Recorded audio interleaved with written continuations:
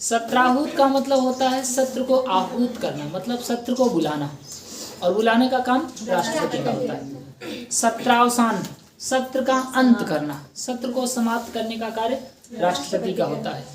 जिस तरीके से विद्यालय में, भाई जब विद्यालय खुलता है तो प्रिंसिपल साहब सब लिखित रूप में देते हैं, बंद होता है तब भी वहीं लिखित रूप में देते हैं, तो वैसे यहाँ पर भी प्रिंसिपल समझ लो राष्ट्रपति महोदय हैं। तो हम आपको 3 प्रकार के सत्र के बारे में बताए थे, बजट सत्र, मानसून सत्र और शीतकालीन सत्र। इसके बारे में हमें ये नहीं याद रखना है कि कौन सा कब चलता है, याद ये रखना है कि सबसे बड़ा कौन सा है, सबसे छोटा कौन सा है और क्रम कौन सा है। तो सबसे पहले आता है बजट सत्र, जो कि सबसे बड़ा सत्र है। फरवरी से शुरू होता है, फरवरी, मार्च, अप्रैल, मई, जब तक जून की कड़कती हुई गर्मी नहीं आ जाती है तब तक चलता है। जून में जैसे छुट्टी होती है विद्यालय में, वैसे इनकी भी छुट्टी हो जाती है। तो सबसे बड़ा बजट सत्र। उसके बाद जून में हो गई छुट्टी, फिर जुलाई और अगस्त, ये कौन सा, मानसून सत्र। उसके बाद लास्ट का 2 महीना, नवंबर दिसंबर। नवंबर दिसंबर में ठंडी रहती है ना, तो ठंडी को शीत कहते हैं, शीतकालीन सत्र, और ये सत्र सबसे छोटा होता है। वैसे शीतकालीन सत्र जो है ये नवंबर के 3rd वीक से प्रारंभ हो जाता है, वैसे शुरू ही होने वाला होगा। तो शीतकालीन सत्र जो है ये सबसे छोटा सत्र होता है। सत्र को बुलाने का काम राष्ट्रपति का होता है, सत्र को समाप्त करने का काम राष्ट्रपति का होता है। आर्टिकल 85 में इसका उल्लेख किया गया है। इसी के साथ साथ अगर संसद की कार्यवाही चलाना है तो अध्यक्ष करेंगे, भाई लोकसभा में होंगे तो लोकसभा अध्यक्ष, राज्यसभा में होंगे तो सभापति, समझ गए ना। तो सत्र आपको कंप्लीट पता हो गया है, आर्टिकल 85। इसके बाद 86 और 87 दोनों सेम है। आर्टिकल 86 और आर्टिकल 87, देखो इसमें क्या है, इन दोनों में है राष्ट्रपति का मैडन स्पीच, जिसे कहते हैं अभिभाषण। राष्ट्रपति का अभिभाषण, राष्ट्रपति का अभिभाषण। अभिभाषण का मतलब होता है प्रथम भाषण, अभिभाषण इंग्लिश में मैडन स्पीच कहते हैं। जैसे कोई प्रोग्राम शुरू होता है, जैसे मान लीजिए यहाँ पर 26 जनवरी मनाई जाएगी, तो 26 जनवरी के समय जो सबसे पहले आके आपको स्पीच देगा, सबसे पहले आपको बताएगा, वो अभिभाषण होता है। जैसे यहाँ पर शुरू होगा तो कहते हैं ना आप बोलिए, तो जो बोलने वाला होता है सबसे पहले जो शुरू कर, मतलब कोई चीज़ शुरू करता है उसे कहते हैं अभिभाषण। पहली बार दिया गया भाषण क्या कहलाता है, अभिभाषण। तो चाहे लोकसभा की बैठक हो चाहे राज्यसभा की बैठक हो, जब उसमें कोई पहली बार बोलता है तो उसे कहते हैं अभिभाषण। और पहली बार बोलने का अधिकार किसके पास होता है, राष्ट्रपति को, और इसे संविधान की भाषा में कहते हैं अभिभाषण। क्या कहते हैं, अभिभाषण।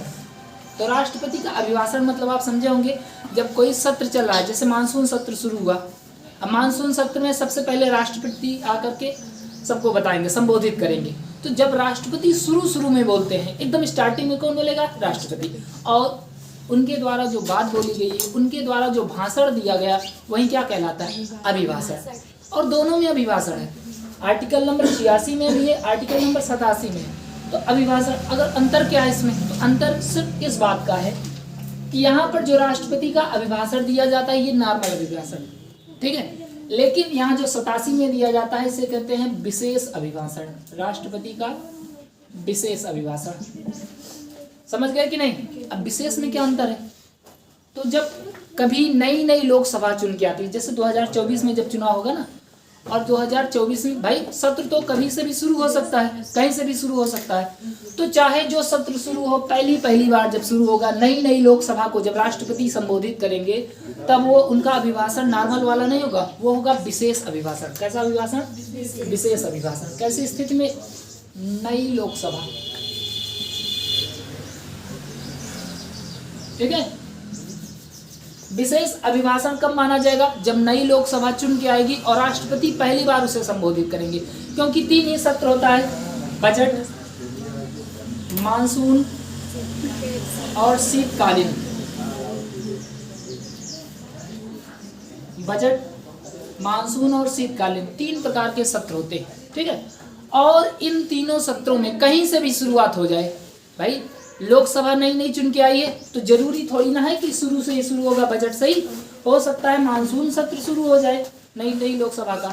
तो जब नई लोकसभा चुनकर आएगी और तब राष्ट्रपति महोदय भाषण देंगे, तब उसे कहा जाएगा राष्ट्रपति का विशेष अभिभाषण। ठीक, उसके बाद दूसरा पॉइंट, अगर कभी भी बजट सत्र में राष्ट्रपति पहली बार भाषण देते हैं, बजट सत्र में, नई लोकसभा और दूसरा पॉइंट है बजट सत्र, अगर इन दोनों जगह राष्ट्रपति भाषण देते हैं, इसका मतलब हम उसे विशेष अभिभाषण करेंगे। क्यों विशेष कहा जा रहा है इसको, बजट वाले को भाई, जैसे सब सत्र है वैसे ये भी तो सत्र है, क्यों इसको नया मतलब इसे विशेष कहा जा रहा है। तो जितने भी सत्र होते हैं भाई, 3 सत्र होते हैं, और 3 में सबसे पहला वाला सत्र कौन सा होता है, बजट सत्र होता है। तो जब राष्ट्रपति बजट सत्र में पहली बार भाषण देगा, मतलब अभिभाषण देगा, तब उसे कहा जाएगा विशेष अभिभाषण। जब नई लोकसभा चुन के आएगी और कहीं से भी शुरू हो जाए, नई लोकसभा चुन के आए और पहला सत्र मानसून का ही शुरू हो जाए, और मानसून सत्र में ही जब राष्ट्रपति देंगे भाषण, तब उसे कहा जाएगा विशेष अभिभाषण। समझे कि नहीं, विशेष अभिभाषण कितनी स्थितियों में, 2। जब नई लोकसभा चुन के आएगी तब उसे कहा, तब वहां पर जब कहीं पर भी देंगे, चाहे बजट सत्र में, मानसून सत्र में, शीतकालीन, कहीं पर भी भाषण देंगे, तब उसे कहा जाएगा विशेष अभिभाषण। और अगर बजट सत्र में भाषण देते हैं तब भी उसे क्या कहा जाएगा, विशेष अभिभाषण। बाकी नॉर्मली कहीं पर भी देते रहे, मानसून सत्र में दें, शीतकालीन सत्र में दें, कभी भी कोई अचानक से बैठक बुला ले वहां पर भाषण दें, अभिभाषण ही होगा। समझ गए कि नहीं। तो राष्ट्रपति का अभिभाषण, अभिभाषण का मतलब एक स्पीच, जैसे आप लोग बोले होंगे ना 15 अगस्त या 26 जनवरी को एकदम पन्ना तैयार करके लिए गए होंगे, भारत माता की जय, ये वो करके खूब दुनिया भर का बोले होंगे, ये इसको लिख के गए होंगे, रट के बोले होंगे, है कि नहीं। लेकिन जब आप बड़े हो जाएंगे तो थोड़ा आपको लगेगा कि नहीं, अब अपने मन से बोलना चाहिए। राष्ट्रपति जितना बोलते हैं सब का सब लिखा हुआ बोलते हैं, जितना लिखा गया होता है, क्योंकि बड़े पद पर रहने के लिए बहुत जुबान को संभाल कर बोलना पड़ता है। ऐसे हम यहाँ गलती कर सकते हैं, लेकिन बहुत बड़ा स्टेज हो तो वहाँ पर गलती करना बहुत गलत बात हो जाएगी। इसीलिए जितने भी नेता मंत्री जो भी होते हैं, तब देखो लिए रहते हैं ना एक लिखित में, क्या वो बोल नहीं सकते हैं, याद नहीं कर सकते हैं, लेकिन वो चाहते हैं एक भी गलती ना हो। प्रधानमंत्री भी जितने होते हैं अधिकांश वो देख कर ही, बस भाई नरेंद्र मोदी तो अपना अलग, वो अपना पूरा रटे रहते हैं, कहीं पर भी जाएंगे एकदम शेर की तरह दहाड़ देते हैं। हाँ, तो समझ गए ना। तो कुछ लोग मतलब अपना भौकाल बना लेते हैं, कुछ लोग भाई अपना पन्ना में ही देख के बोलते हैं, क्या करोगे, समझे कि नहीं। तो भाषण, अभिभाषण का मतलब कुछ नहीं, अभिभाषण का मतलब एक भाषण है, क्या है, भाषण, जो कि राष्ट्रपति के द्वारा दिया जाता है। लेकिन ये पहला भाषण होना चाहिए, जिसे इंग्लिश में कहते हैं मैडन स्पीच।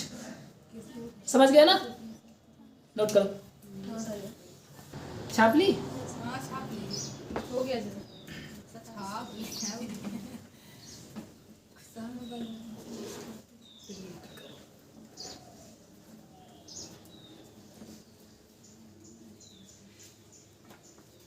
अब देखो आपको थोड़ा इंपॉर्टेंट आर्टिकल पढ़ाएंगे, क्योंकि लाइन से पढ़ाना अब सही नहीं है, ठीक है। अब कुछ छोड़ के 88 में हम आपको बता दे रहे हैं, लिखाएंगे नहीं, बाकी आपका लिखने का मन हो तो लिख लेना, आपकी काफ़ी सुंदर लगने लगे, ऐसा आप लोग कहते हैं, है ना, छूट जाता है तो कहते हैं कि आपकी सुंदर नहीं लगती है। तो आर्टिकल नंबर 88 में है मंत्रियों तथा महान्यायवादियों के अधिकार, और इसको मैंने आपको पढ़ा दिया है, मंत्रियों के बारे में भी पढ़ाया है और महान्यायवादी मतलब एजी के बारे में भी पढ़ाया कि नहीं। मैंने बताया था कि जो भी मंत्री होगा वो कहाँ बैठेगा, लोकसभा में, लेकिन वोटिंग कहाँ करेगा, अपने सदन में। लोकसभा का है तो लोकसभा में करेगा, राज्यसभा का है तो राज्यसभा में, लेकिन मंत्री बन गया है तो बैठेगा कहाँ, लोकसभा में। ये एक मंत्री का अधिकार होता है, चाहे लोकसभा का हो चाहे राज्यसभा का हो, बैठना उसे कहाँ है, लोकसभा में। ये मंत्री का अधिकार है, और इसका उल्लेख किसमें है, आर्टिकल नंबर 88। और क्या मैंने आपको ये नहीं बताया है, बताया कि नहीं। मंत्री परिषद जब मैं पढ़ा रहा था तो मैंने बताया था कि मंत्री कोई भी बन जाए, लेकिन उसे बैठना पड़ेगा लोकसभा में।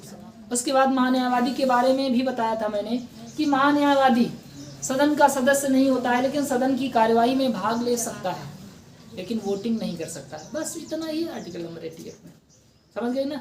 88 में है महान्यायवादी तथा मंत्रियों के अधिकार, समझ गए ना। 88 मंत्री तथा महान्यायवादी के अधिकार। अब लिखने का मन हो तो लिख सकते हैं, बाकी हम अगले आर्टिकल पर चलते हैं, आर्टिकल नंबर 89।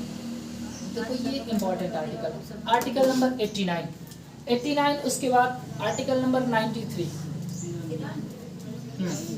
89, 93, क्योंकि यहाँ से शुरू हो रहे हैं संसद के अधिकारी। ऑफिसर्स ऑफ पार्लियामेंट, संसद के अधिकारी कौन कौन होते हैं आप समझ लीजिए पहले। संसद के अधिकारी हम किसे कहते हैं? जैसे कोई ऑफिस है और उस ऑफिस में कुछ एम्प्लॉय होते हैं, कुछ ऑफिसर्स होते हैं कि नहीं, जिन्हें हम कर्मचारी और अधिकारी कहते हैं ना। जैसे बताओ विद्यालय में जो टीचर होता है वो एम्प्लॉय होता है कि ऑफिसर होता है? एम्प्लॉय है वो। लेकिन अगर कोई प्रिंसिपल है या कोई जो चेकिंग करने आते हैं एग्जाम के दौरान, क्या कहते हैं उन्हें? एग्जाम जो बैच वाले आते हैं वो चेकिंग करते हैं, तो उन्हें हम बोलते हैं वो है ऑफिसर्स। क्या है? ऑफिसर। ऐसे ही संसद भवन में भी बहुत से लोग हैं। संसद भवन में सांसद हैं, उन्हीं सांसदों में से कुछ मंत्री हैं, कुछ भाई एजी भी अलग से आया हुआ है, एजी हैं, कुछ अध्यक्ष हैं, उपाध्यक्ष हैं, लोकसभा में सभापति हैं, उपसभापति हैं। तो इनमें डिवीजन किया गया। अधिकारी किसे कहा जाता है समझ लीजिए ध्यान से। पहले हम अधिकारी के बारे में बता देते हैं। लोकसभा में 2 सदन, संसद भवन में 2 सदन, लोकसभा राज्यसभा। लोकसभा में जो अधिकारी होता है कौन होता है? वो होता है अध्यक्ष, उपाध्यक्ष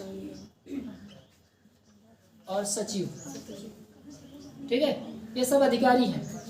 बाकी जितने सांसद होते हैं सब क्या है? कर्मचारी हैं। अध्यक्ष, उपाध्यक्ष, सचिव। राज्यसभा में भी ऐसा होगा। पदेन सभापति, दूसरा है उपसभापति, और तीसरा यहीं पर वही सचिव। ये जितने लोग आपको दिख रहे हैं, अध्यक्ष, उपाध्यक्ष, सचिव, पदेन सभापति, उपसभापति और सचिव, और साथ साथ में एक और भी तो होते हैं एजी। एजी को अलग से लिखते हैं क्योंकि यहाँ के मेंबर नहीं होते हैं, एजी। ठीक है, ये सारे के सारे लोग कहलाते हैं अधिकारी। इनका काम होता है काम करवाना, ना कि खुद करना। समझे ना? ये सब क्या है? अधिकारी हैं। और इन्हीं के बारे में हम यहाँ पर जानने वाले हैं। 89 और 93 में इन्हीं का उल्लेख है। 89 में बोला गया है राज्यसभा के पदेन सभापति या सभापति और उपसभापति के बारे में। तो पदेन सभापति के बारे में नहीं पढ़ाए हैं? पढ़ाए है ना भाई। पदेन सभापति कौन होता है? उपराष्ट्रपति। आर्टिकल नंबर 63 पढ़ाए थे कि उपराष्ट्रपति का पद, 64 में बताए थे कि उपराष्ट्रपति ही राज्यसभा का पदेन सभापति होता है। और यहाँ पर एकदम विस्तार से बताया जाएगा इनके बारे में कि पदेन सभापति और उपसभापति। तो आप इनके बारे में बहुत अच्छे से जानते हैं, बस बताना है तो उपसभापति के बारे में फिलहाल एक बार हम रिकॉल कर देते हैं। पदेन सभापति, पदेन सभापति कौन होता है? पदेन सभा राज्यसभा में जो हेड होता है, मतलब हम चेयरमैन अगर कहना चाहें, हालांकि चेयरमैन इस वाले को कहा जाता है। तो राज्यसभा में जो हेड होता है उसी को हम कहते हैं पदेन सभापति। क्या कहते हैं? पदेन सभापति। और ये कोई और नहीं होता है बल्कि हमारे उपराष्ट्रपति होते हैं। कौन होते हैं? उपराष्ट्रपति। अब बताओ ये जो पदेन सभापति होते हैं वो कहाँ के मेंबर होंगे? राज्यसभा के होंगे कि लोकसभा के होंगे? गलत। पदेन सभापति कहीं के मेंबर नहीं होते हैं भाई। उपराष्ट्रपति किस सदन का मेंबर होता है? लोकसभा का होता है कि राज्यसभा का? कहीं का नहीं होता है, उसका चुनाव अलग से होता है। जैसे राष्ट्रपति का चुनाव होता है वैसे ही उपराष्ट्रपति का भी जो चुनाव होता है किनके साथ होता है? इनके साथ नहीं होता ना, तो इनके मेंबर कैसे होगा? जब उपराष्ट्रपति पढ़ा, बस इनको उपराष्ट्रपति मानो तो आपकी सारी कंफ्यूजन दूर हो जाएगी। ये कौन है? उपराष्ट्रपति। बताओ उपराष्ट्रपति का चुनाव सांसदों के साथ होता है कि अलग से होता है? भाई इनका चुनाव इलेक्शन कमीशन ऑफ इंडिया कराती है। जब मैं राष्ट्रपति के बारे में पढ़ा रहा था तो मैंने बताया था इलेक्शन कमीशन ऑफ इंडिया 4 लोगों का निर्वाचन कराती है, मतलब 4 प्रकार के। एक है राष्ट्रपति और दूसरे उपराष्ट्रपति, उसके बाद सांसद, फिर विधायक। क्या सबका चुनाव एक साथ होता है? अलग अलग होता है। हमारे यहाँ चुनाव को एज अ सेलिब्रेशन, त्योहार के रूप में मनाया जाता है। ये नेताओं का त्योहार है, हम लोगों का नहीं है, नेताओं का त्योहार है। इसीलिए हमारे देश के प्रधानमंत्री ने एक प्रस्ताव रखा है कि एक राष्ट्र एक चुनाव की बात हो। और मैं जब करंट अफेयर आपको पढ़ाया था तो उसमें ये क्वेश्चन लिखाया था कि हाल में ही किसकी अध्यक्षता में 1 नेशन 1 इलेक्शन की बात की गई है? रामनाथ कोविंद। बताए थे ना? तो अगर ये हो जाएगा तो बहुत अच्छा होगा। क्यों बहुत अच्छा होगा? सबका चुनाव एक के साथ हो जाएगा। जो हमेशा चुनाव होता रहता है, सारा पैसा चुनाव में खर्चा हो जाता है। एक बार चुनाव हो जाएगा आराम से चलता रहेगा, फिर अचानक से चुनाव होगा। एग्जाम के टाइम इसकी वजह से एग्जाम बहुत वही बता रहे हैं ना, तो चुनाव वाला ही मामला गड़बड़ है, इसीलिए एक साथ चुनाव करा दिया जाएगा। समझ गए कि नहीं?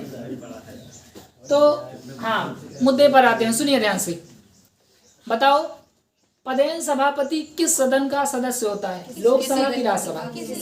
किसी भी सदन का सदस्य नहीं होता है। लेकिन अगर मैं आपसे पूछूं कि पदेन सभापति किस सदन का अध्यक्ष होता है? राज्यसभा का, क्योंकि इसी को तो कहा जाता है। पदेन सभापति बोलो या अध्यक्ष बोलो, बात तो एक ही है ना। तो ये क्वेश्चन आपसे पूछा जाएगा कि वो कौन है जो उस सदन का सदस्य तो नहीं है लेकिन उस सदन का हेड है। यही है पदेन सभापति या उपराष्ट्रपति, कुछ भी दिया जाएगा। अच्छा, आप लोग चल ये भी बता दीजिए कि उपराष्ट्रपति महोदय को वेतन किस नाते दिया जाता है? उपराष्ट्रपति के नाते। क्यों पदेन सभा के नाते क्यों दिया जाता है, ये भी बताओ। क्योंकि काम वो पदेन सभापति। बिल्कुल सही, क्योंकि काम वो पदेन सभापति का ही करते हैं। पद बनाया गया उपराष्ट्रपति का, लेकिन वो उपराष्ट्रपति के रूप में काम नहीं कर रहे होते हैं। समझ गया ना? तो जिस रूप में जो काम करेगा उसी रूप में उसे वेतन दिया जाएगा। अच्छा, एक क्वेश्चन मैं आपसे पूछना भूल गया राष्ट्रपति को पढ़ाते समय। बताओ, अगर राष्ट्रपति की अचानक मृत्यु हो जाए और नए राष्ट्रपति को चुनना हो, तो बताइए जो नया राष्ट्रपति आएगा वो पूरे 5 साल के लिए आएगा कि बचे हुए कार्यकाल? पूरे 5 साल के लिए आएगा। सब एक स्वर में बोल दिए, बचे हुए। हम नहीं बोले थे। पूरे 5 साल याद करने का तरीका हम आपको बता दें, सुनो। देखो, जितने भी बड़े पद होते हैं और जिनका चुनाव सिंगल होता है, सिंगल मतलब अकेले, अगर उनका चुनाव दोबारा होगा तो पूरे 5 साल के लिए आएंगे। बाकी जैसे कोई सांसद मर गया तो सांसद का सबका चुनाव तो एक साथ होता है, तो सांसद का चुनाव जब होगा तो बचे हुए कार्यकाल के लिए हो। प्रधान का होगा तो बचे हुए कार्यकाल के लिए, समझे कि नहीं? तो बचे हुए बाकी प्रधानमंत्री कह रहे हैं, प्रधानमंत्री का भी बचे हुए के लिए होता है। राष्ट्रपति हो गया, उपराष्ट्रपति हो गया, इनका चुनाव पूरे टेन्योर के लिए होगा, मतलब पूरा 5 साल। समझ गया ना? तो इसमें क्वेश्चन याद करने वाला जो है पॉइंट है उसको आप नोट ही किए होंगे। अब इसको बताने की जरूरत नहीं है ना कि उपराष्ट्र या पदेन सभापति ही ऐसे व्यक्ति होते हैं जो उस सदन के सदस्य नहीं होते हैं लेकिन वहाँ के अध्यक्ष होते हैं। Point number first. दूसरा पॉइंट, पदेन सभापति कहाँ का सदस्य होता है? कहीं का नहीं होता है, ये कहीं का नहीं है। समझ गया ना? अब बताओ, वर्तमान समय में हमारे पदेन सभापति कौन है? बताओ बताओ।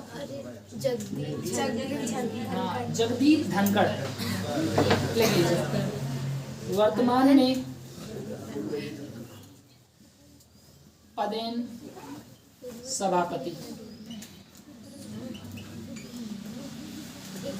जगदीप धनखड़, ठीक है। और यही उपराष्ट्रपति भी हैं, आपको ये बात तो अच्छे से पता है। बताइए, पहले पदेन सभापति, पहले उपराष्ट्रपति है, पहले पदेन सभापति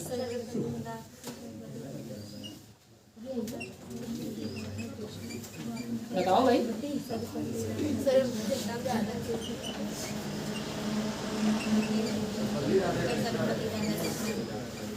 ठीक है, तो आप ये बात समझ लिए। लेकिन उप सभापति के बारे में नहीं जानते हैं आप लोग, तो अब उप सभापति के बारे में बताते हैं। देखो, उप सभापति का पद इसलिए बनाया गया है कि जब पदेन सभापति मीन्स उपराष्ट्रपति कार्यवाहक राष्ट्रपति के रूप में काम करने लगेंगे तो ये जो उप सभापति होते हैं ये पदेन सभापति के रूप में काम करेंगे। समझ गए ना?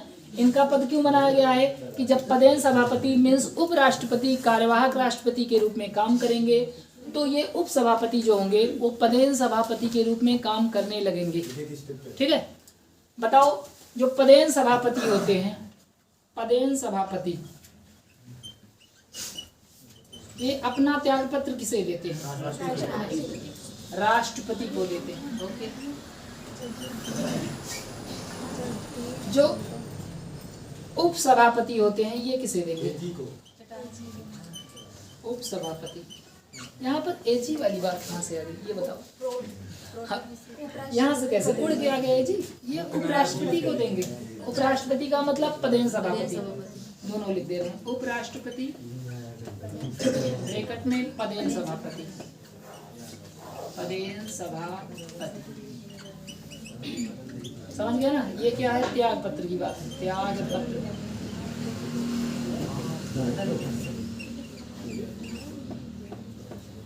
पदेन सभापति कहने का मतलब उपराष्ट्रपति, इसको हम पढ़ा चुके हैं।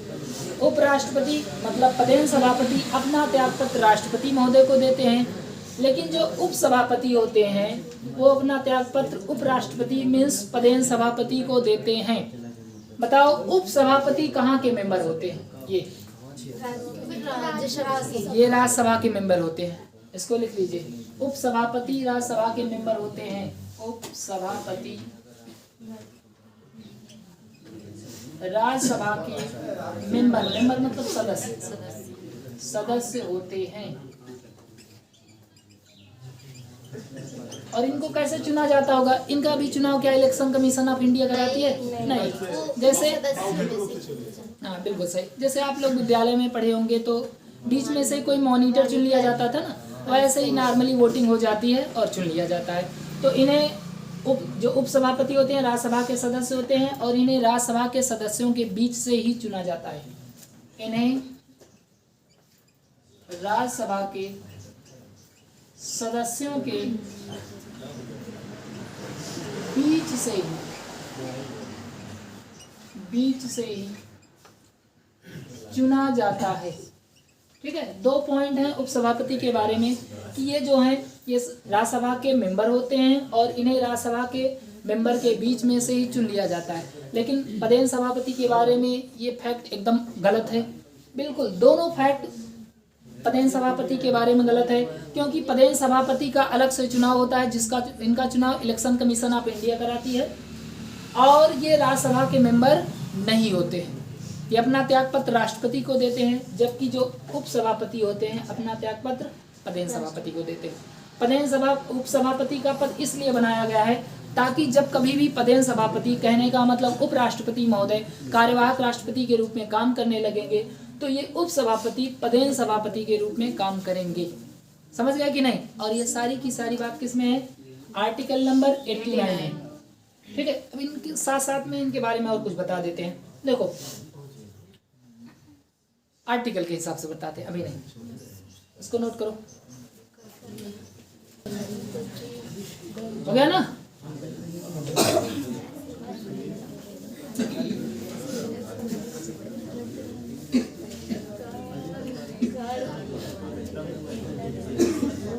देखिए भाई, आर्टिकल नंबर 89 राज्यसभा के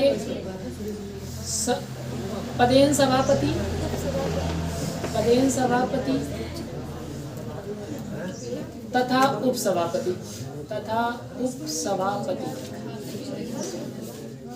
इसके बाद का आर्टिकल आपको याद नहीं करना है, लेकिन हम आपको बता दे रहे हैं। 90, 91, 92 देखो इसमें है इनका कर्तव्य। कर्तव्य क्या है? उपराष्ट्रपति मतलब पदेन सभापति का कर्तव्य क्या होता है? राज्यसभा की कार्यवाही को सुचारू रूप से चलाना, वहां पर जो भी मिला है उसको पारित कराना, वहां पर यही तो होता है ना इनका कर्तव्य। इसके बाद है पद रिक्ति। कभी कभार उपराष्ट्रपति की पद रिक्ति हो जाती है। 92 में है पीठासीन ना होना, पीठासीन ना होना। अब ये क्या है? इसको समझना जरूरी है। इसको समझना जरूरी है कि पीठासीन ना होने का मतलब क्या है। अगर कभी भी उपराष्ट्रपति कहने का मतलब पदेन सभापति, जब भी मैं उपराष्ट्रपति बोलूं तो आपको ये बात समझ लेना है कि हम पदेन सभापति के बारे में बोल रहे हैं। तो जब भी कभी पदेन सभापति मतलब उपराष्ट्रपति के ऊपर महाभियोग जैसी प्रक्रिया लागू हो जाती है, मतलब चालू की जाती है, तो ऐसी स्थिति में उपराष्ट्रपति महोदय अपने सदन के पीठासीन अधिकारी नहीं होते हैं। पीठासीन अधिकारी ना होने का मतलब ये है कि वो किसी को सस्पेंड नहीं कर सकते हैं, नहीं तो अध्यक्ष के पास इतनी पावर होती है कि वो किसी को भी बोलने का मौका दे सकता है, किसी को भी बोलने का मौका नहीं दे सकता। मतलब कहेगा कि तुम खड़े ही मत हो, और सस्पेंड भी कर सकता है। समझ गए कि नहीं? पीठासीन का मतलब पावरफुल होना, लेकिन पीठासीन नहीं होगा किस स्थिति में? जब इम्पीचमेंट जैसी प्रक्रिया विचाराधीन होगी, महाभियोग जैसी प्रक्रिया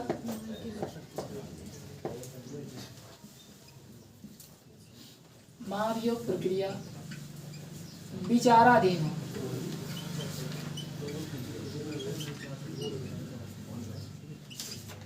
समझ गए कि नहीं? महाभियोग प्रक्रिया जब विचाराधीन होगी तो उस स्थिति में जो पदेन सभापति होते हैं वो पीठासीन अधिकारी नहीं होंगे। क्यों नहीं होंगे? इसके पीछे रीजन है। जैसे मान लीजिए इस क्लास में कोई हमारे खिलाफ षड्यंत्र रचे कि चलो सर को ऐसा भगाते हैं, इनको पढ़ाना नहीं आता है, ठीक है, और वास्तव में हमको ना आता हो, ऐसा मानिए हमको ना आता हो, तो सब लोग एक कमेटी बनाएंगे जुट होकर के कि नहीं सर से बोलेंगे इनको पढ़ाना नहीं आता, कुछ हम गलत मान लो पॉइंट लिख दिए हैं, उसको पूरा कोट कर लेंगे, ये गलत था, ये गलत था, ये गलत था पूरा, और इसको ले जाके सर को दिखाओ कि सर देखिए ऐसे ऐसे पढ़ाया जा रहा है, और पढ़ाते हैं समझ में नहीं आता है, एकदम बढ़िया षड्यंत्र रचो। उसके बाद वहाँ पर माहौल बन जाए, ठीक है इनको हटा दिया जाएगा, लेकिन ऐसे नहीं हटाएंगे, नहीं बुरा लग सकता है, धीरे धीरे हटाएंगे। तो ऐसी स्थिति में हम किसी बच्चे को क्लास से बाहर नहीं कर पाएंगे, हमारी सारी शक्ति जो है छीन ली जाएगी। कहेंगे हमको सर बताएंगे कि ऐसा है, आप सिर्फ पढ़ाइए, बच्चों को समझ में आता है ठीक है, नहीं आता है तो कोई बात नहीं, आप किसी बच्चों को कुछ नहीं बोलेंगे, किसी को बाहर नहीं करेंगे, कुछ नहीं करेंगे, हमारी सारी शक्ति छीन ली गई कि नहीं? तो इसी को कहते हैं पीठासीन होना। पीठासीन का मतलब पावरफुल होना। जैसे मान लो कोई बच्चा उद्दंडता करे तो हम उसको क्लास से बाहर कर सकते हैं, ये हमारी पावर है, मतलब अभी पीठासीन है। लेकिन जब पीठासीन शक्ति छीन ली जाएगी, इसका मतलब हम सिर्फ पढ़ाएंगे, पढ़ा के चले जाएंगे, कौन क्या कर रहा है उससे हमको मतलब नहीं है। तो जब राष्ट्रपति उपराष्ट्रपति के ऊपर महाभियोग जैसी प्रक्रिया विचाराधीन होगी तो उस स्थिति में राज्यसभा के किसी भी मेंबर को सस्पेंड नहीं कर सकता। क्यों? क्योंकि भाई महाभियोग जैसी प्रक्रिया पारित करने के लिए 2/3 से उसे पारित करना पड़ता है, तो 2/3 से पारित करने से पहले सांसदों को बर्खास्त कर देगा उपराष्ट्रपति, कहेगा जाओ भागो यहाँ से। जब बर्खास्त कर देगा तो पारित ही नहीं हो पाएगा, तब तो बच जाएगा। इसीलिए कहा गया कि जब महाभियोग प्रक्रिया मतलब जब उपराष्ट्रपति को हटाने का प्रस्ताव विचार में हो तो ऐसी स्थिति में उपराष्ट्रपति कहने का मतलब पदेन सभापति पीठासीन अधिकारी नहीं होंगे। ये सिर्फ कहेंगे शांत रहो, सिर्फ बोलेंगे शांत रहो, शांत रहना है तो रहो, नहीं तो मत करो, जो मन करे को। समझ गए कि नहीं? तो ये पीठासीन अधिकारी कब नहीं होंगे? जब इनको हटाने का विचार प्रस्ताव में होगा। यहाँ पर इसीलिए महाभियोग लिख दिया। तो महाभियोग हालांकि राष्ट्रपति के लिए यूज किया जाता है, और महाभियोग का मतलब आप समझ रहे होंगे, महाभियोग का मतलब हटाना। जब हटाने की प्रक्रिया विचार में होगी, मतलब विचाराधीन होगी, तो ऐसी स्थिति में क्या नहीं होंगे? पीठासीन अधिकारी नहीं होंगे। ठीक, आगे देखो, मैंने बोला था 93 ना, इसके बाद 93 ही आपको पढ़ना है। और 93 पढ़ेंगे तो सेम 3 आर्टिकल ऐसे लिख देना है, 94, 95, 96, सेम वही सेम चीजें। इसमें क्या है? कर्तव्य। किसका कर्तव्य होगा? यहाँ पर होगा लोकसभा के अध्यक्ष और उपाध्यक्ष। अभी हम आपको इसके बारे में बताते हैं, चिंता मत कीजिए। लोकसभा के अध्यक्ष और उपाध्यक्ष। और 94 में क्या होगा? कर्तव्य। 95 में क्या होगा? पदरिक्ति। और 96 में क्या होगा? पीठासीन ना होना। सेम चीज रिपीट हुई कि नहीं? इसीलिए मैंने बोला कि आपको याद नहीं करना है, क्योंकि वही 3-4 बार जो आ जाता है उसकी वैल्यू खत्म हो जाती है। देखो 2 बार सेम चीज आ गया ना, ये मतलब राज्यसभा के पदेन सभापति के लिए आया था, ये लोकसभा के अध्यक्ष और उपाध्यक्ष के लिए आया, लेकिन है सेम चीज। समझ गए ना? तो ये तीनों की तीनों चीजें रिपीट हो रही हैं। देखो सेम कर्तव्य, पदरिक्ति, पीठासीन ना होना। अब आपको बताते हैं लोकसभा के अध्यक्ष के बारे में। पहले ये आर्टिकल लाइन से लिख लीजिए, आपकी कॉपी की शोभा भी बढ़नी चाहिए ना, आप लोग बढ़वाना चाहते हैं। अभी छोड़ देंगे तो कहेंगे अरे सर ये कहाँ गया, 90, 91 पे गड़बड़ हो गया। लेकिन याद मत करना, ठीक है? इसको याद नहीं करना है, याद आपको रखना है 89 और 93 दोनों में। एक में है राज्यसभा के पदेन सभापति, एक में है लोकसभा के अध्यक्ष और उपाध्यक्ष। आपको जल्दी जल्दी तो 89 और 93 ये 2 आर्टिकल आपको याद रखना है। और इसके लिए आपको एक बॉक्स बनाना है ऐसे, बस इसी में, ताकि दोनों आ जाए। इधर है लोकसभा, इधर है राज्यसभा, इधर क्या था 89, इधर 93। 89 में राज्यसभा के सभापति, प्रधान सभापति और उपसभापति, और 93 में क्या है लोकसभा के अध्यक्ष, अध्यक्ष, उपाध्यक्ष, सचिव।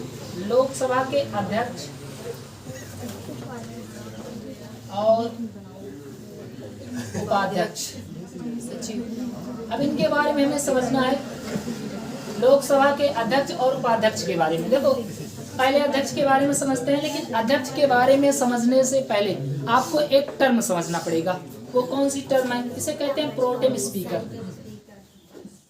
देखो प्रोटेम स्पीकर क्या होता है पहले समझिए। स्पीकर का मतलब बोलने वाला ना, प्रोटेम स्पीकर।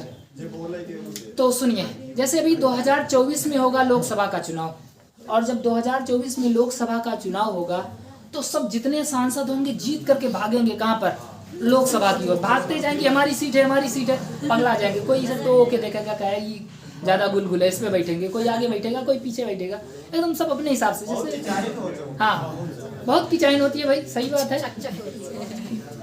तो इस किचाइन को शांत कराने के लिए एक आदमी नियुक्त किया जाता है, हाँ, उसे कहते हैं प्रोटेम स्पीकर। क्या कहते हैं? Pro tem speaker. तो प्रोटेम स्पीकर उस व्यक्ति को चुना जाता है जो नई नई लोकसभा में से एक होता है, मतलब नई नई लोकसभा में से किसी एक को प्रोटेम स्पीकर नियुक्त कर दिया जाता है। किसके द्वारा? राष्ट्रपति के द्वारा, राष्ट्रपति द्वारा नियुक्त किया जाता है। और ये जो नई नई लोकसभा चुन के, मतलब जो नया नया चुनाव हुआ है, उन्हीं में से एक को चुना जाता है। यह नहीं कि किसी और को नियुक्त कर दो। तो नई नई लोकसभा में से किसी एक व्यक्ति को, वरिष्ठतम किसी को नियुक्त किया जाता है जो शांत कराने लायक हो। अब शांत कराने लायक में किसी लोल को नियुक्त कर दो, शांत ही ना करा पाए, खुद ही कहे नहीं हम इस पे बैठेंगे, ये वाली ज़्यादा गड़ रही है पीछे, हम उस पर बैठेंगे, ऐसा वैसा करने लगे खुद ही मखलोलपन। तो ऐसे व्यक्ति को नहीं, किसी समझदार व्यक्ति को नियुक्त किया जाता है। तो प्रोटेम स्पीकर को नियुक्त कर दिया जाता है राष्ट्रपति के द्वारा, और राष्ट्रपति ही इन्हें शपथ भी दिला देते हैं। ठीक है, प्रोटेम स्पीकर को कौन नियुक्त करता है? राष्ट्रपति।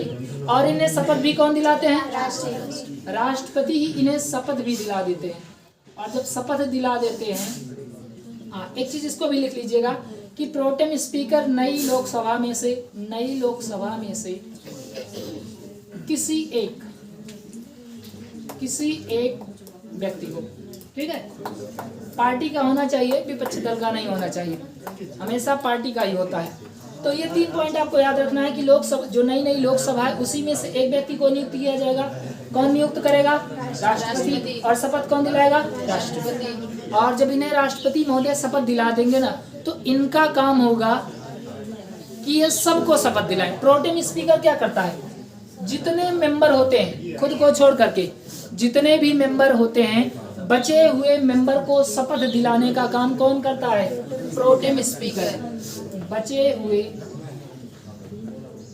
लोकसभा के मेंबर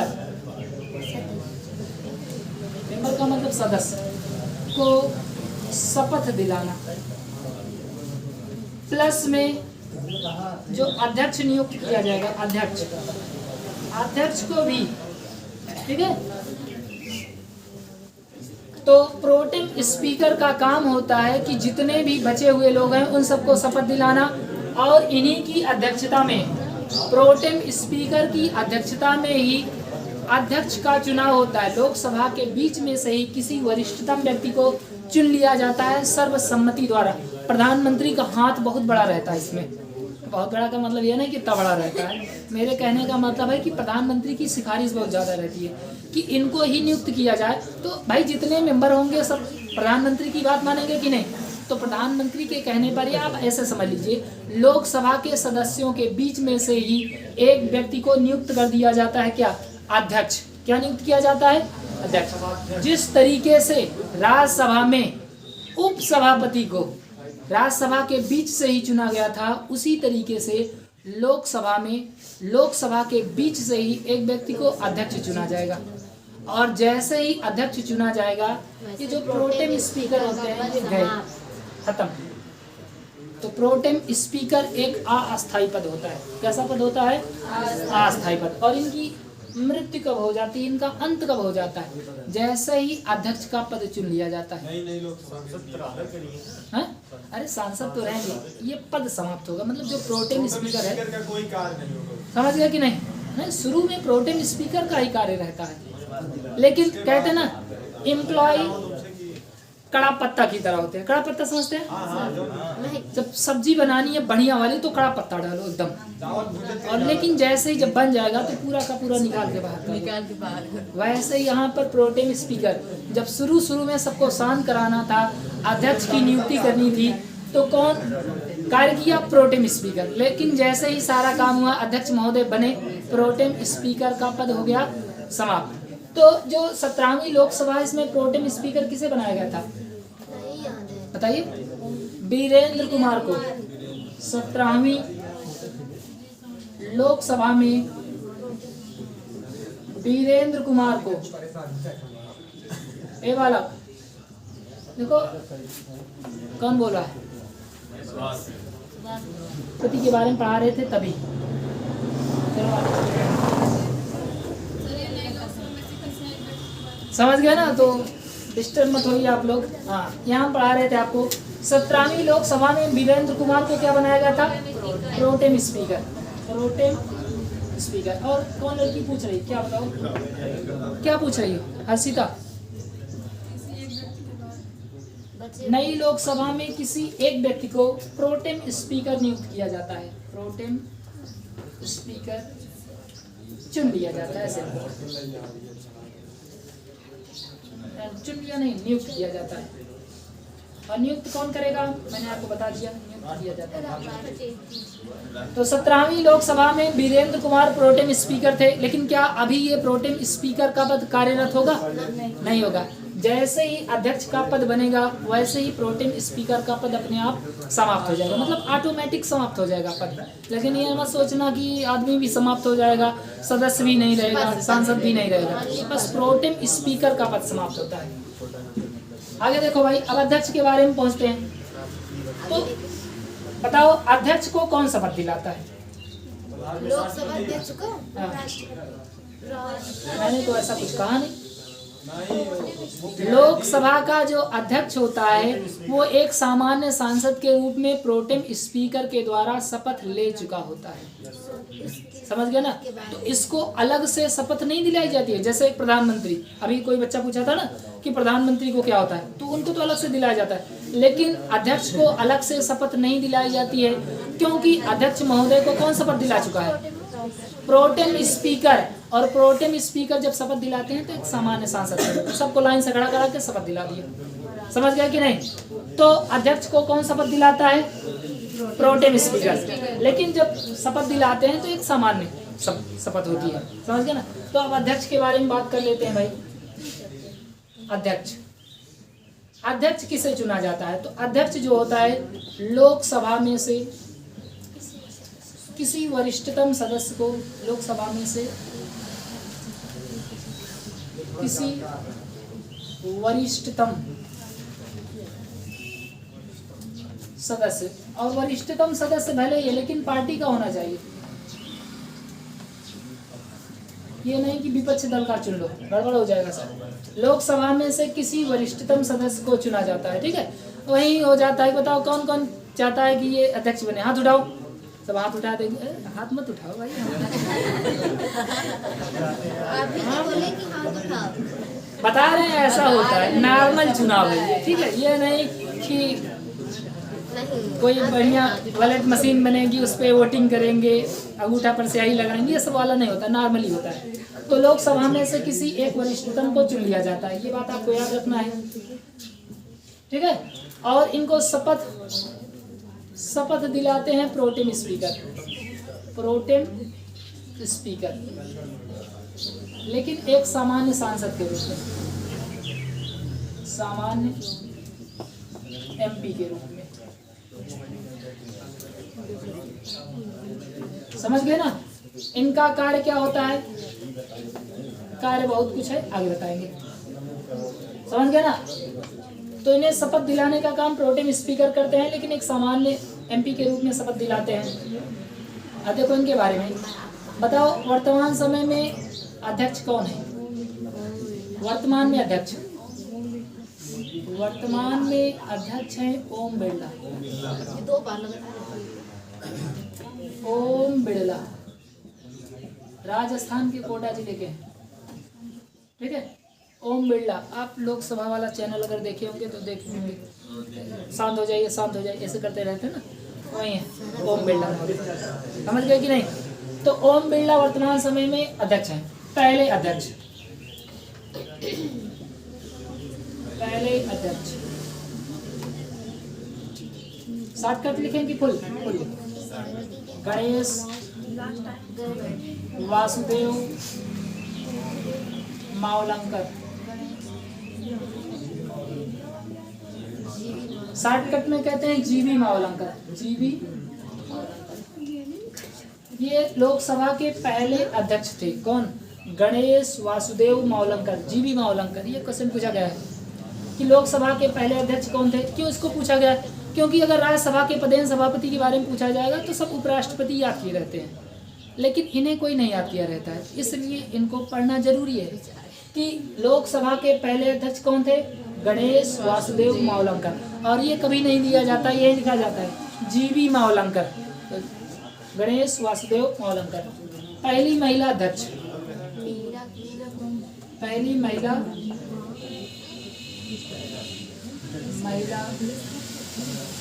अध्यक्ष, पहली महिला अध्यक्ष कौन थी? मीरा कुमार। मीरा कुमार, समझ गया ना? ये पहली महिला अध्यक्ष थी। तो ये 3 पॉइंट एकदम, मान लो पहला तो आपको याद ही होगा कि वर्तमान समय में अध्यक्ष कौन है। इतना लायक हम आपको मान लेते हैं, ये भी ना माने, मान सकते हैं ना? वर्तमान में अध्यक्ष है ओम बिरला, पहले अध्यक्ष थे जीवी मावलंकर और पहली महिला अध्यक्ष थी मीरा कुमार, ठीक है। नाम मीरा कुमार है लेकिन ये महिला है, समझ गया ना? छाप लो जल्दी जल्दी।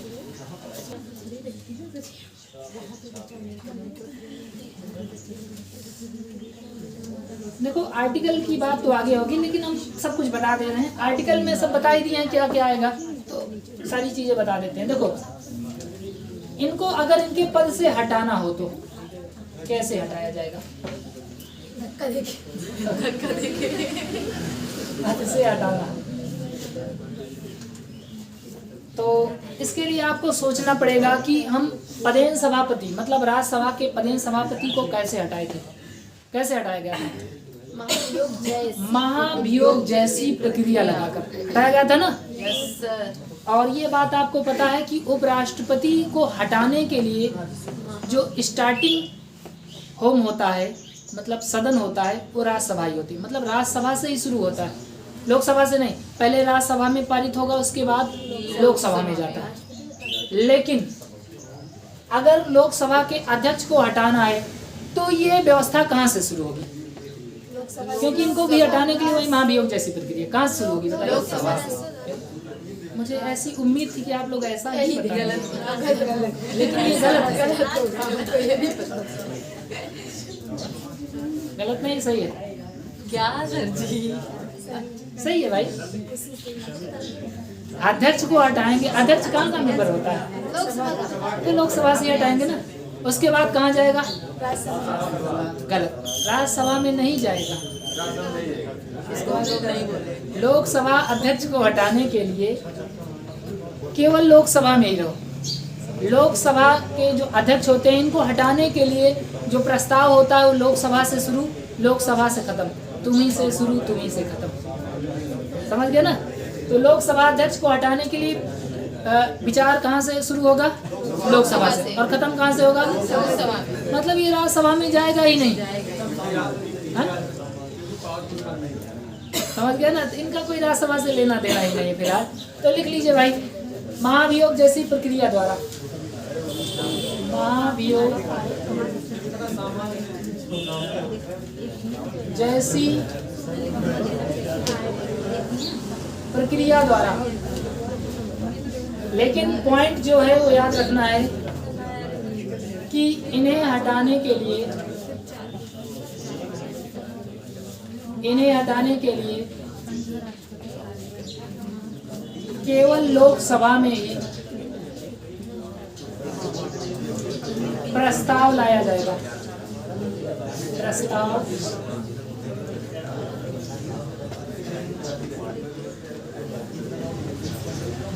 समझे कि नहीं? इसको समझ रहे हो? लोकसभा अध्यक्ष को हटाने के लिए केवल लोकसभा में ही प्रस्ताव, केवल शब्द यहाँ पर बहुत महत्वपूर्ण है, मतलब केवल लोकसभा में ही आएगा, लोकसभा से ही पारित होगा। 50 प्रस्तावक अनुमोदक वाली बात होगी और 2/3 से पारित करना पड़ेगा। 2/3 से पारित हो गया, उसके भी पहले 14 दिन की अनुमति, मतलब 14 दिन का समय दिया जाता है, 14 दिन का टाइम। और जब 14 दिन का टाइम दिया जाएगा ना, तो इस समय लोकसभा के जो अध्यक्ष होते हैं वो क्या कहते हैं, पदेन पीठासीन नहीं होंगे, पीठासीन नहीं होंगे। कहने का मतलब वही बात है कि जब लोकसभा अध्यक्ष को हटाने का प्रस्ताव विचार में हो और 14 दिन का समय उन्हें दिया गया है, तो देखो लोकसभा का अध्यक्ष जो होता है बहुत पावरफुल होता है। प्रधानमंत्री खड़े होते हैं तब भी बोलते हैं कि अध्यक्ष महोदय, मतलब पहले अध्यक्ष महोदय को संबोधित करते हैं, उनसे पूछते हैं तब बोलते हैं। ऐसा नहीं कि बस खड़े हो गए बोलते हैं। प्रधानमंत्री हैं, कुछ भी कर सकते हैं। लोकसभा में सबसे पावरफुल अगर कोई होता है तो लोकसभा अध्यक्ष होता है। प्रधानमंत्री भी इनसे पूछ करके ही बोलते हैं। अगर लोकसभा को ही हटाना हो, लोकसभा कह रहे हैं, लोकसभा अध्यक्ष को ही हटाना हो और हटाने का प्रस्ताव शुरू हो गया है, 14 दिन बाद इन्हें हटा दिया जाएगा, ऐसा इनको अल्टीमेटम दे दिया गया है। तो लोकसभा का अध्यक्ष पावरफुल होता ही है, किसी भी सांसद को बर्खास्त कर सकता है कि नहीं? कहेगा 2/3 से पारित करोगे ना, तो 2/3 को हम बर्खास्त कर देंगे, जाओ 2/3 को बर्खास्त कर देगा। अब क्या लोकसभा का अध्यक्ष हटाया जाएगा? भाई कोई वोटिंग करने वाला ही नहीं रहेगा, क्योंकि बताया जाता है जितने अध्यक्ष होते हैं सदन में, ये नहीं कि उपस्थित नहीं, जितने होते हैं कुल, उनका 2/3 होना चाहिए, तो उतने को तो ये हटा ही देगा। तो क्या लोकसभा अध्यक्ष को हटाने का जो प्रस्ताव है पास हो पाएगा? नहीं पास हो पाएगा। इसीलिए कहा गया कि जब इन्हें 14 दिन का अल्टीमेटम दिया गया है तो उस स्थिति में ये पीठासीन अधिकारी नहीं होंगे, क्योंकि उस समय ये एकदम क्या बताएं आपको, जहर वाले सांप हो जाते हैं, बहुत खतरनाक। जैसे गांव में सुनते होंगे ना कि एकदम गुस्सा गया कुछ भी कर सकता है, तो एकदम गुस्साए हुए होते हैं, किसको पाए किसको नोच के खा लें।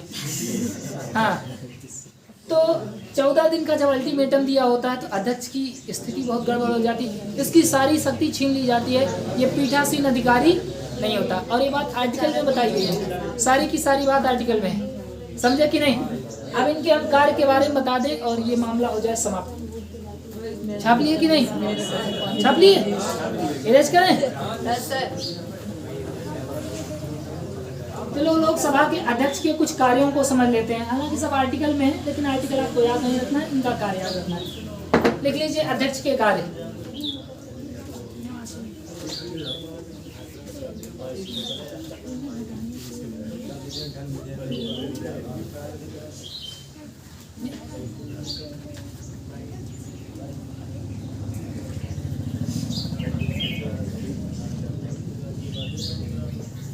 यहाँ पर एक चीज थोड़ा हम गड़बड़ लिख रहे थे, सीएम लिख रहे थे ना। सीएम का मतलब अध्यक्ष के अध्यक्ष, वैसे चेयरमैन होता है ना, चेयरमैन का मतलब अध्यक्ष ही होता है। लेकिन जो लोकसभा के अध्यक्ष होते हैं हम इन्हें चेयरमैन नहीं कहते हैं, इन्हें हम स्पीकर कहते हैं। क्या कहते हैं? स्पीकर। ठीक है, तो ये लिखना गलत हो जाएगा। अध्यक्ष, अध्यक्ष के कार्य, तो कार्य देखो भाई, नंबर फर्स्ट सदन की कार्यवाही चलाना। लिखो जल्दी जल्दी, इसको लिखना है बस।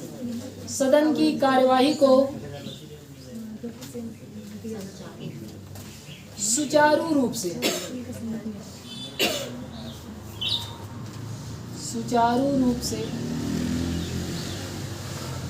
चलाना या संचालित करना। दूसरा पॉइंट, अगर कोई सदस्य संसद भवन में 60 दिनों तक बिना कुछ बताए अनुपस्थित होता है तो ऐसी स्थिति में लोकसभा अध्यक्ष उसे बर्खास्त कर सकते हैं। बिना अनुमति 60 दिन तक यदि कोई सदस्य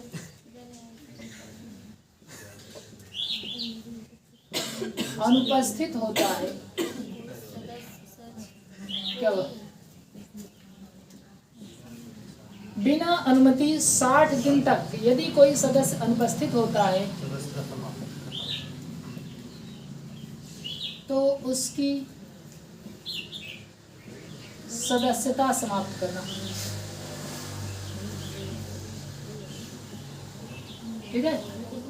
अगर किसी भी मतलब कोई भी सांसद है, अगर वो बिना छुट्टी लिए 60 दिन तक अनुपस्थित होता है तो उसकी सदस्यता को लोकसभा अध्यक्ष निरस्त कर देंगे, समाप्त कर देंगे। और क्या, मंत्री को विदेश दौरे की अनुमति देना। अगर कोई मंत्री कहीं विदेश में जाना चाहता है तो वो लोकसभा अध्यक्ष से अनुमति मांग कर ही जाएगा। ठीक है।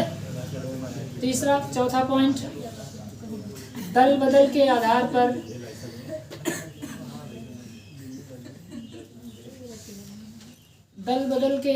पर क्या हुआ बात को?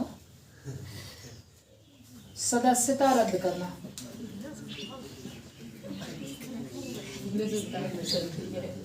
ठीक है। और क्या होता है? धन विधेयक का निर्धारण करना। धन विधेयक का निर्धारण करना। समझ रहे हैं कि नहीं? इनका काम होता है धन विधेयक का निर्धारण करना। अगर कोई दल बदल करता है तो उस आधार पर ये उसकी सदस्यता को समाप्त कर सकते हैं। उसके बाद अध्यक्ष का काम क्या होता है भाई? सदस्य की कार्यवाही को सुचारू रूप से चलाना, बिना अनुमति 60 दिन तक अनुपस्थित होने पर किसी भी सदस्य की सदस्यता समाप्त करना, मंत्री को विदेश दौरे की अनुमति देना, दल बदल के आधार पर सदस्यता रद्द करना, धन विधेयक का निर्धारण करना और क्या हो सकता है? क्या कहते हैं वो 108 वाला संयुक्त अधिवेशन।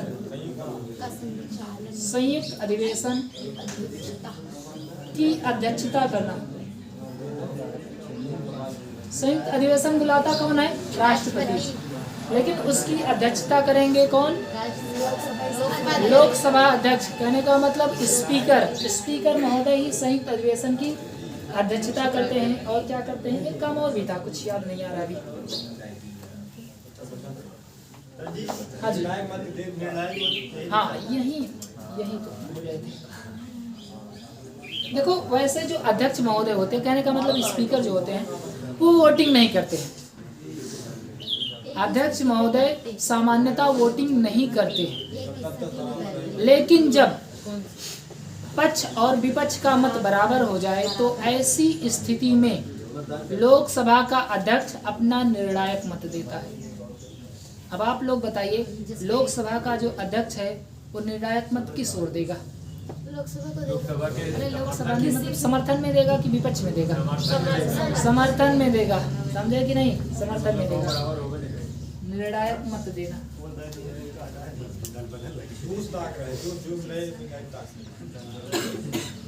जैसे आप देखे होंगे वो हेड टेल वाला ना, कि हेड उछाला जाता है टास, तो या तो हेड आता है या तो टेल।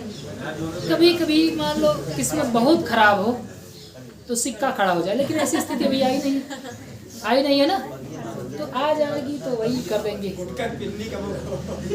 नहीं, पुराने समय में हेड टेल नहीं होता था। हम लोग जब खेलते थे तो हेड टेल वाला मामला नहीं होता, ओद्दा जुर्रा वाला होता था। जानते हैं, वो एक खपटेला लेते थे, उसी पर थूक देते थे, फिर ऐसे उछाल देते थे। बताओ, ओद्दा की झुर्रा जो आ जाता था उसी के हिसाब से हो जाता था। हाँ, तब सिक्के बहुत ज़्यादा सिक्के नहीं हुआ करते थे, तो ओद्दा झुर्रा से काम चला लिया जाता था।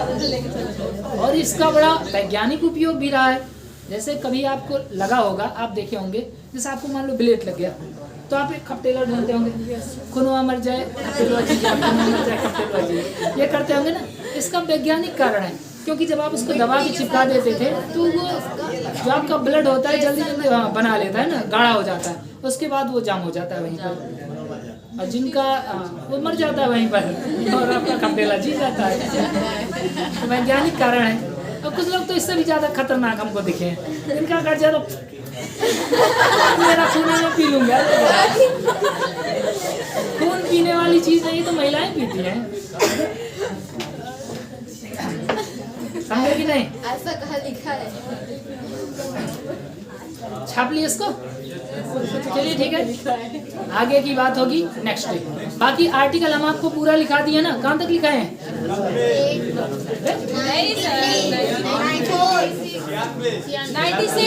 96।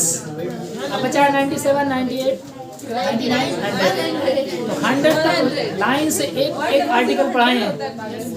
बीच में 2-3 वाला थोड़ा छोड़ दिए, बाकी लिखा है सब है, समझ गया ना? तो याद कर लेना।